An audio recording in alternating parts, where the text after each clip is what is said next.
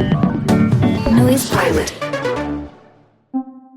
Hello, my name's Ethan, and today we're going on a tour of Scitech. It's this cool interactive science museum based in Perth, and we're going to go take a look around. We interact with some of the exhibits, we get a puppet show during it as well, and we get shown through all the cool parts of the museum. Just a heads up, if you go there now, some of these exhibits might not actually be here anymore because this was recorded 8 years ago for a show broadcast on the Vision Australia radio network. I'm really excited that we're re-releasing it on the Noise Pilot podcast network, and we're trying to get some new episodes funded, but we'll talk about that a bit later at the end of the show. For now, let's go on the tour. We enter the main gallery. There's large groups of children running around and playing with the exhibits. Craig meets us in the museum foyer. He's going to show us some of the exhibits around Scitech. A lot of science centres, especially around Australia, opened in the late 80s. There was a bit of a boom in the economies, and there's a need for museums to become a bit more modern, a bit more hands-on interaction and a new style of learning rather than just seeing people wanting to get hands-on. We walk into a dark room on the left wall. The left walls are made of a flat white surface, a bit smoother than normal plaster. On the right wall there is a big red button with a dim red light shining above. We're told to press our bodies up against the white wall. Craig then presses the big red button. Behind us, a bright light quickly flashes. We step back from the wall, which now glows a yellowy green colour. The area on the wall where we stood remains dark, leaving a shadow of our bodies on the white wall. So what's happening here? You know how in your bedroom you have those glow-in-the-dark stars that react with light? So this is a whole wall through that film. When the large flash happens, our body actually blocks off a lot of the light. The shadow is actually seeing the light not being shown. We re-enter the main gallery and walk towards the far wall. There's tables and chairs everywhere, and there's a window looking out at Perth city centre. On the left wall, there is an exhibit called The Visible Hive. Sitting on a metal platform at knee height is a honeycomb cased inside a clear container. The honeycomb reaches chest height and houses a colony of bees making honey in their comb.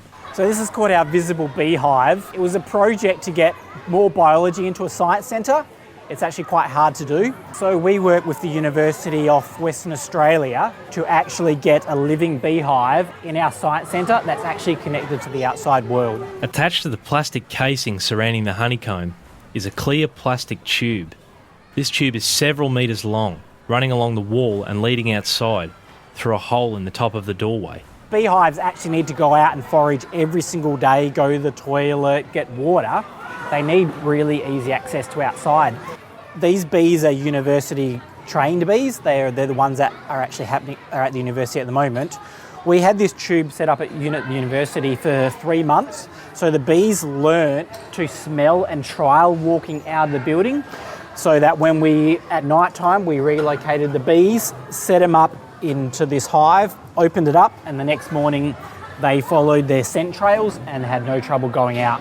And we hadn't found any experience where bees had to walk this distance before they actually had to leave the hive. The hive itself, there's so many questions of how it actually works, and visitors asking us all the time. How does it work? So at the top here, we've got our honey frames. So the bees, go out, collect their nectar, they come in, they're putting their honey up on this frame here, and this honey's pretty much all full for winter. A large colony of bees are all clumped together near the bottom of the hive. Lots of small hexagon-shaped holes make up the honeycomb and fill the entire casing. These holes are smaller than a 5-cent coin. Down in these cells here is actually where the queen is laying her eggs and repopulating the hive. And we've got our queen's marked. We can't see her on this side, but we've got a blue dot on the queen. You put the blue dot so she's easy to identify, so that if you're doing any work on the hive, you don't lose her. How do you do that without hurting the bee?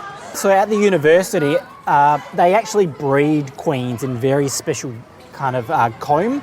And so when the queens hatch, they actually mark them straight away. So they actually handle them individually. Could you eat that honey in there? Yeah, we actually bottle it.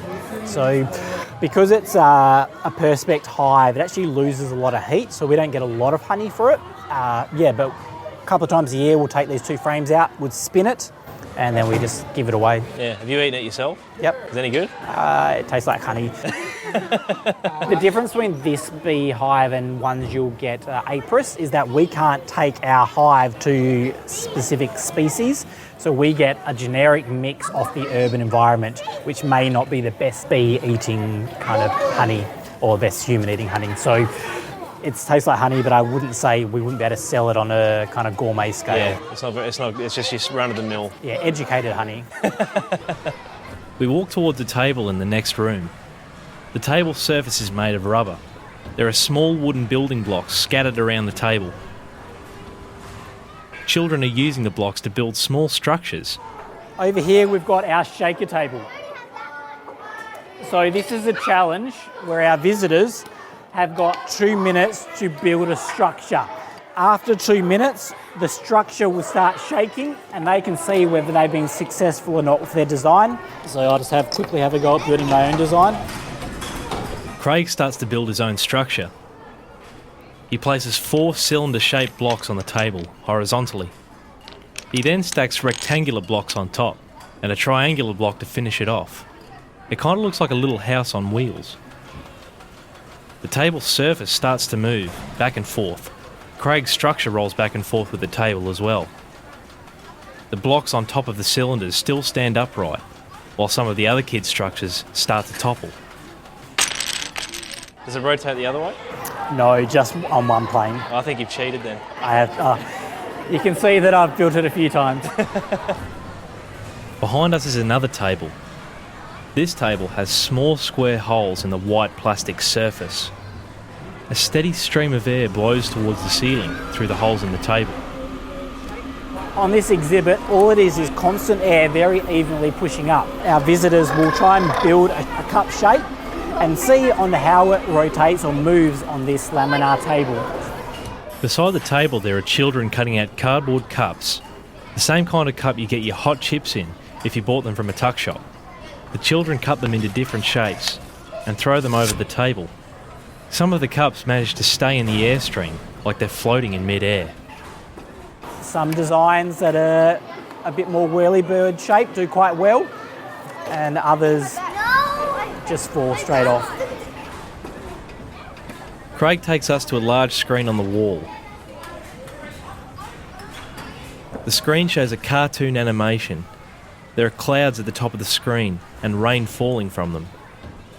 There is a house, a pond and a mountainside in the animation, with people walking around as well. This exhibit is all about the water cycle. This is how water moves around the Earth.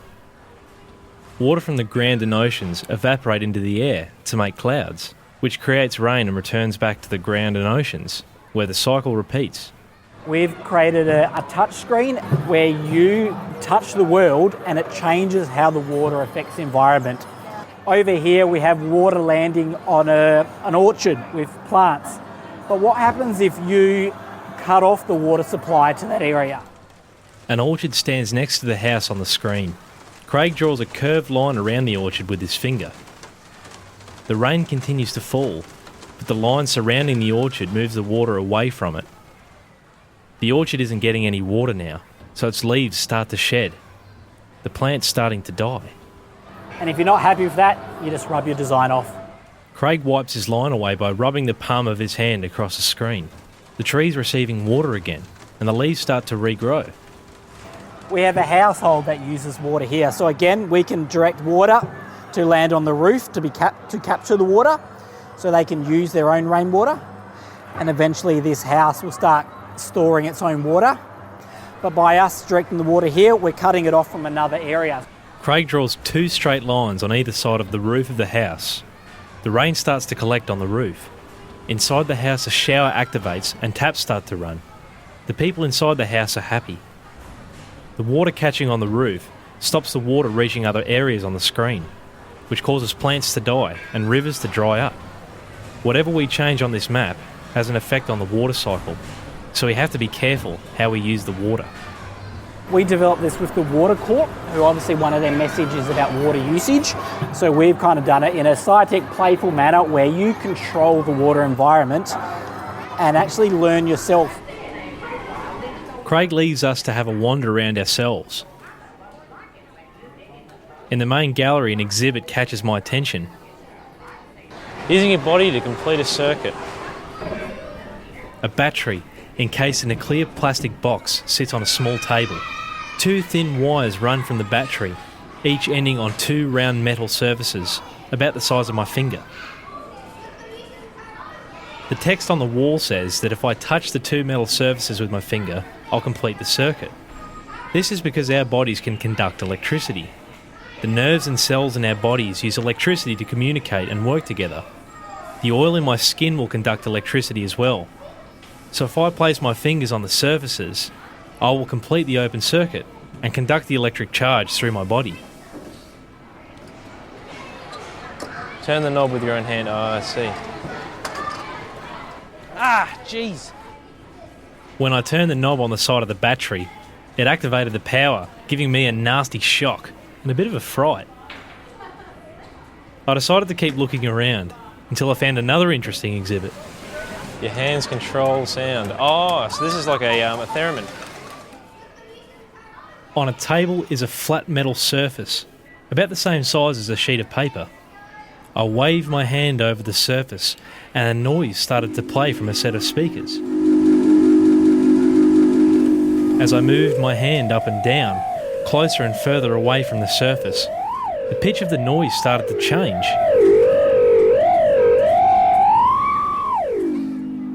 This is known as a theremin, an electronic musical instrument that works without me having to touch it. My hand forms a capacitor with an antenna in the metal surface. As I move my hand around, it interferes with the electromagnetic field. A transducer is able to turn this electrical change into sound we can hear. The transducer in this case is the speaker making the noise. We walk back towards the foyer, where a puppet show is about to start in another room. We sit at the back of the room and wait for the show to start. Let me introduce myself first. My name's Saskia. Welcome. I'm very excited to welcome you to the Puppet Theatre because this is my favourite place in Scitech. Because, just like out in the rest of Scitech, we get to do lots of science in here. But unlike out there, in here we do the science by telling lots of stories and doing lots of pretending and lots of imagining. There's my friend Sally, the sea lion. Do you guys think we should say hi to her? Do you think she'll be able to say hi back?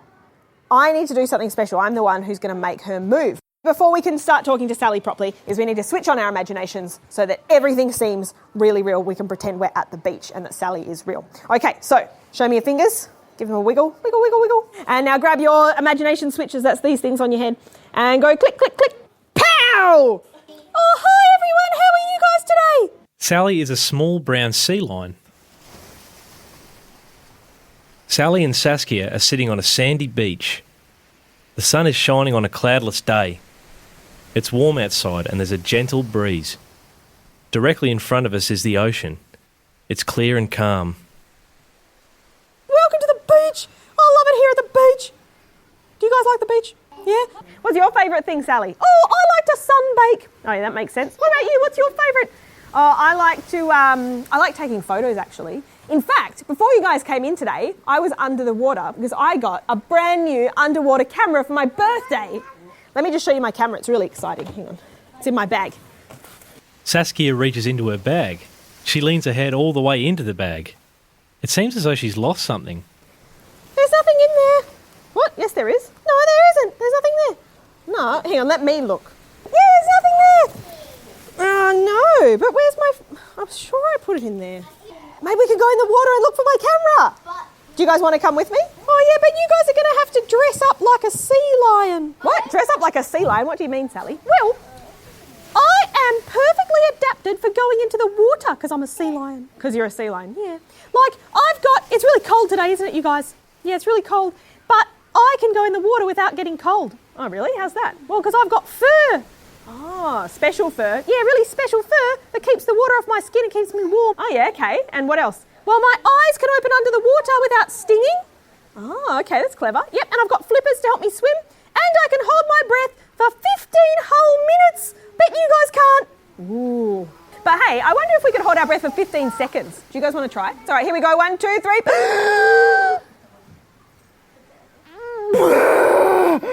I'm not going anymore. Are you still going? Yeah, but I can hold my breath for 15 minutes. Oh, yeah, I don't think any human could hold their breath for 15 minutes. So maybe you're right, Sally. Maybe we do need to dress up in diving suits so that we can be like you and go under the water. Saskia puts on a diving suit. We're ready to go underwater and retrieve a camera with Sally. Okay, so we're all ready to go under the water. Sally, are you ready to go under the water? Of course I'm ready to go under the water. I was born ready. Okay, fantastic. Well, what are we waiting for? The water is warm and still. Saskia and Sally dive deeper into the ocean. We can see the sea floor beneath, where there's seaweed, rocks and coral. Oh, I love it down here. Wow.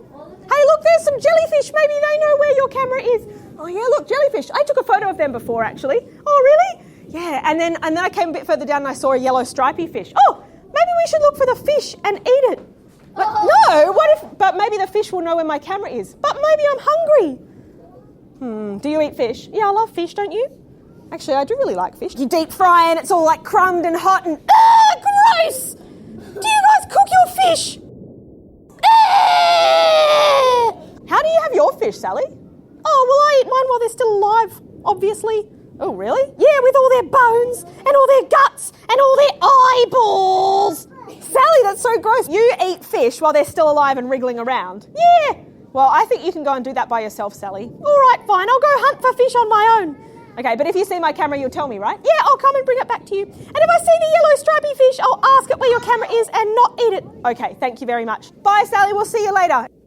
Sally swims off while Saskia continues to find her camera. Suddenly, a stripy yellow fish appears. Hi there, everyone. Is that sea lion gone? Oh, yeah, you're a bit scared of her. What, me? No. You're not scared? No, of course not. I'm really fast. I could outswim a silly old sea lion any day. I've got a streamlined body and fins, so I can cut and slice through the water like this. Look.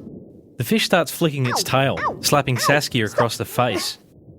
Oh, sorry, I get a bit excited. Oh, yes, okay. Well, anyway, if you weren't scared, why were you hiding then? Well, okay, fine, I was a bit scared. But you can never be too careful when you're a fish. Everything likes to eat fish. That's true. Fish are pretty tasty. Hey! Oh, sorry. I'm not going to eat you, though. Okay, thanks. But I am looking for my camera. You remember I was taking photos before? I think I saw it falling down through the water. Oh, did you? Yeah, it went down. It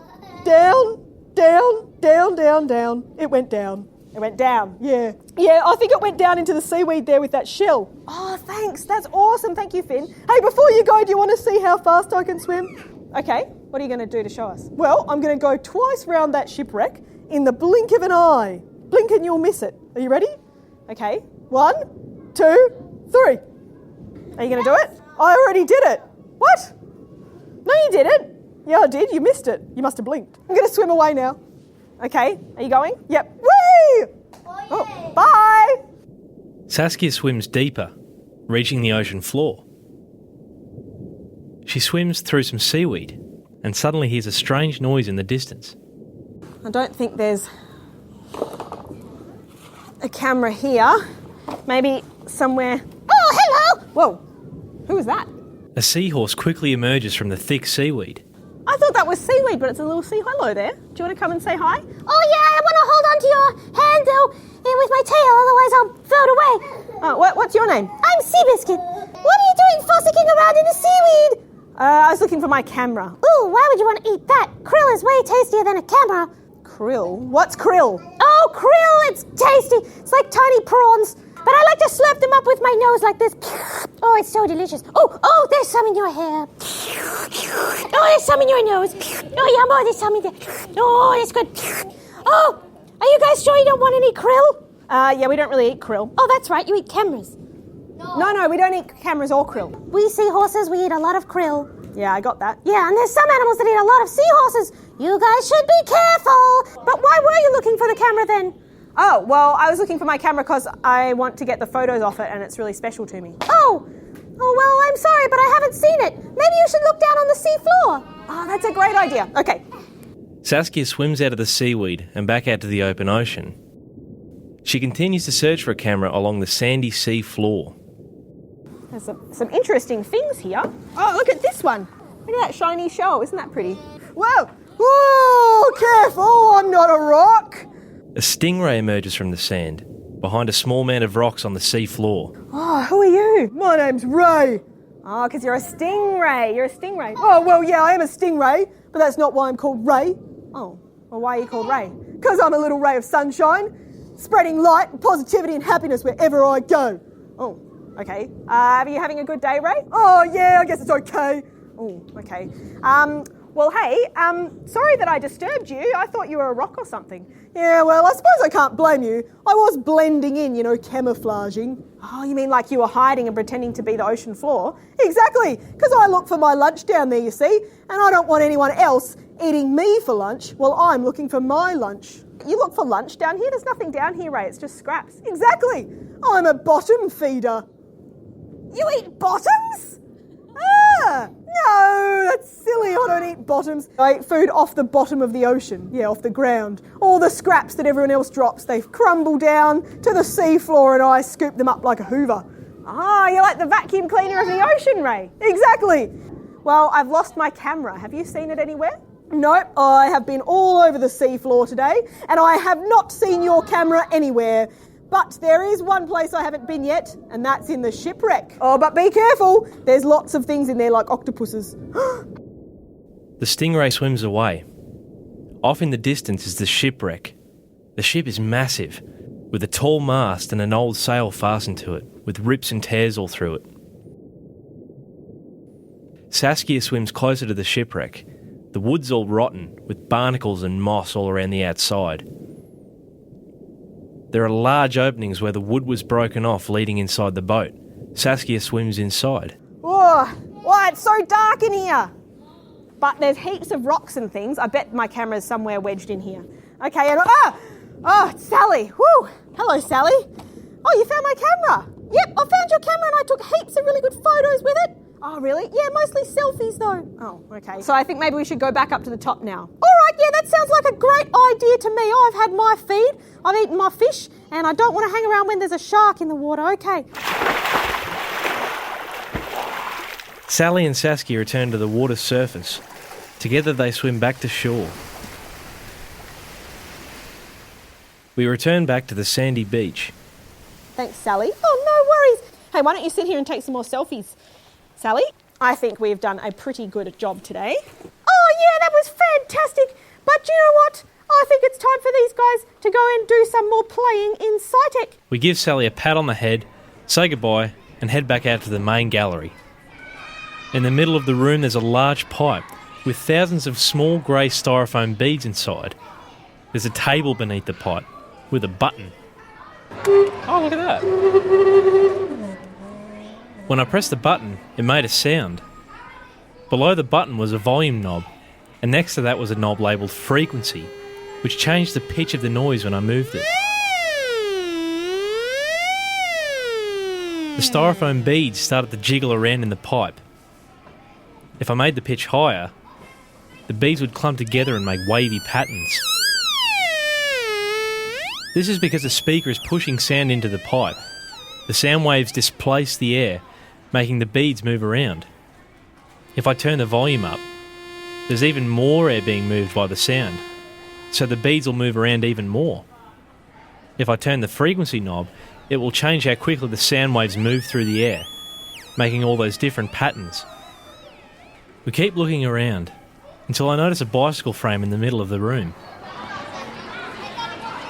So how to make electricity. So there's a bicycle here. I've got to give this a go.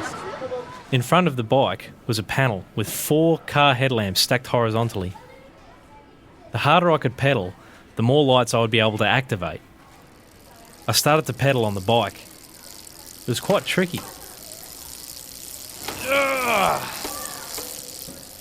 There wasn't much resistance in the pedals, so it's hard for me to pedal any faster. When I work the pedals on the bike, I'm generating kinetic energy from my legs rapidly turning the pedals. This is turned into electrical energy. This is how I managed to turn on the car headlights on the panel. A wind turbine works in a similar way, with the movement of its propellers generating electricity. While a wind turbine can make lots of power, my bike pedalling only made enough to power a small desk lamp, which is about 15 watts. If I pedalled really hard, I could have powered a 600 watt television for a few seconds. Scitech actually build all of these exhibits on site. There's a workshop behind the gallery where the Scitech team plan and make all of the exhibitions. Rachel's going to show us around the workshop and what goes into making these exhibits. So this is our workshop, which is a little bit noisy because there's all sorts of things going on at the moment. We're in the middle of a few different builds at the moment. The next feature exhibition that we're building is called Planet Pioneers, and that's what a lot of the guys are working on at the moment. And that's all about how people might go and settle on another planet, the kind of things that you might need to do if you were going to live on another planet. Before the exhibits can be made in the workshop, Rachel explains that the Scitech team has to plan everything out first. We're taken further into the workshop. There are drawings and sketchings hanging from the walls and ceilings. So this is the Planet Pioneers exhibition. So we've got our Mars rover up here, our surface exploration vehicle, where you'll be able to sit in there and virtually drive around on another planet. We've got a G-force capsule. You'll be able to spin around and experience some of the forces that you might feel if you were coming in to land on another planet. And a whole range of different things. So we try and build a good range of experiences so that different kinds of visitors will all find something enjoyable. This is the base of one of the exhibits that's going into Planet Pioneers that's been taken apart, and you can see various elements lying around at the moment that will, in the next couple of months, all come together and become something amazing. So how long do you expect the whole thing to end up taking? So three months to actually build. The whole process from kind of design to when it goes on the floor for our visitors takes about a year. And then we're already starting to work on next year's exhibition. So we're building an exhibition that's all about maps and navigation.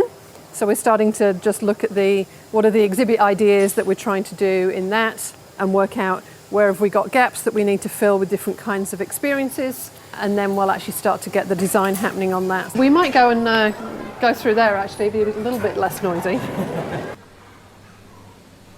Rachel takes us out of the workshop and back out to the main gallery. Rachel goes on to explain that some of the exhibits actually leave Scitech to tour around the world. So you can see we also do travelling exhibitions every year. We build one of these every year that stays on our floor for 6 months. The ones we've built recently, we built an astronaut exhibition, which was here for 6 months and then went off to the US and went to the Space Center in Houston. So NASA actually took our astronaut exhibition, which was kind of awesome. We've also had an exhibition called Bionic Me, which was all about how we can use technology to enhance our potential. And that's just been installed in the Oil and Gas Discovery Center in Brunei. And then that will be going to the US as well. And then, as I said, at the moment we're in the middle of building Planet Pioneers, which will be our next exhibition, which will open here in October, and we'll be here for 6 months, and then we'll go and travel internationally too. This show was made for broadcast on the Vision Australia radio network and produced by Ethan Kavanagh. Thanks to assistant sound recorders Paul Scaramella and the volunteers that helped me get this project off the ground at Vision Australia Radio. So this Scitech tour was the most recent episode, but we're really keen to try and make some more. If you head to the show notes or follow Noise Pilot on any social media, you should find a link to the Kickstarter campaign. You can just donate for the sake of trying to get some more episodes funded, or we have some incentives as well if you're keen to donate a little bit more. Of course, if you can't donate, that's okay because these episodes are still going to be available for free. But if you could share that link around, that would really help this project moving forward. So again, thank you for listening and hopefully we'll see you in the next one.